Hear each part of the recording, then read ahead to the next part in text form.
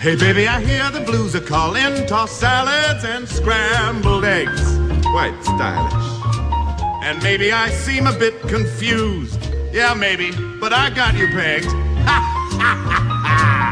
But I don't know what to do with those tossed salads and scrambled eggs. They're calling again. Scrambled eggs all over my face. Good evening and welcome to NPR Light. I'm your unnamed host, and tonight's topic is on the rise of sexual aggression in media and in real life. There's a problem where sexual aggression is increasingly prevalent in pornography, movies, and other forms of sexually explicit media. Sexual aggression is defined by things like hitting your partner, verbally degrading them, or just using a form of harm to enhance the experience. This is problematic because sexual aggression is treated like the norm, and much of sexually explicit media shows this unrealistic and harmful behavior. For the sake of today's program, sexually explicit media will be abbreviated to SEM. The problem of SEM and aggressive behavior is impactful on many levels. Young people in particular are informing or educating themselves using SEM, like movies or pornography, which generally portray these unrealistic performative sexual acts. People have a warped, unhealthy perception of sex because they think sexual aggression is the way to please a partner, when we know this isn't the case. Secondly, that there's a concerning correlation with SEM and rape myth acceptance. More on that later. We'll look at 3 different studies, all of which surveyed participants showing the relationship between SEM and people's attitudes about sex in general. The first study comes from authors Waterman, Wesch, Morris, Edwards, and Banyard.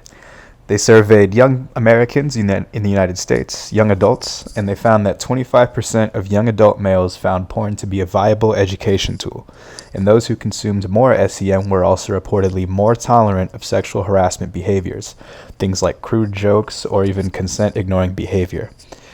Taking SEM to be educational and a demonstration for sex, as well as decreased adherence to consent and boundaries, are 2 negative effects of sexual aggression in SEM. In the second study, with authors DeRoos and Ferrando, college-age men were found to hold more favorable opinions about porn, in particular male-dominant scenes, than the women in this study. More concerningly, they held a higher RMA score on average than their female counterparts. RMA, or rape myth acceptance, is the degree to which you believe in things like perpetrator excuses or victim blaming. In the third study, with Kernsmith and Kernsmith, there were 2 main findings. Of the surveyed undergraduate women, they found that women with a history of violence in their lives were more likely to accept violent acts against themselves in the future. Secondly, regardless of gender, people who watch pornography that trivializes violence or rape have an increased RMA. Even women, who are more commonly the victims of sexual aggression, are more likely to have a higher RMA and experience more aggression if they consume porn linking sex with violence. Even though prior studies said men were more affected, women were not immune to negative effects about aggression in SEM. Sexual aggression can be problematic. The depiction of sexual aggression as normal and commonplace is inaccurate and can lead to both discomfort and harm if the disparity isn't addressed. Furthermore, these studies show us that sexual aggression is linked to higher RMA and tolerance of harassment. Awareness about the topic promotes both sexual and emotional well-being. A solution is to find a way to destigmatize sex, making it more discussable, as well as subjective, meaning that there's not one right way to do things.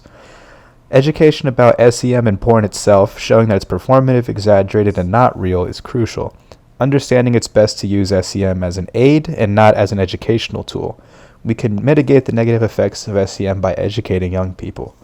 There are many harmful stigmas surrounding sex, such as prioritizing male dominance or control, the idea that more experience for guys makes you cooler, or that the idea that more experience for women makes them less desirable, and that there's a way to be good at sex, or that it's one size fits all.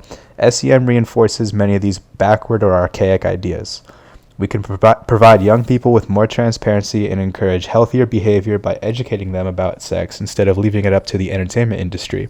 As it stands right now, SEM frequently depicts violence and, in turn, encourages unhealthy, aggressive behavior in everyone. Regardless of gender identity, studies have shown increased aggression and RMA when sex and violence are presented together. We can work at the solution by destigmatizing sex and consolidating SEM's role to just a pleasure aid instead of a handbook. Again, sexual aggression is linked with harassment tolerance and increased RMA, and the prevalence of aggression in SEM is a humongous factor in these negative developments.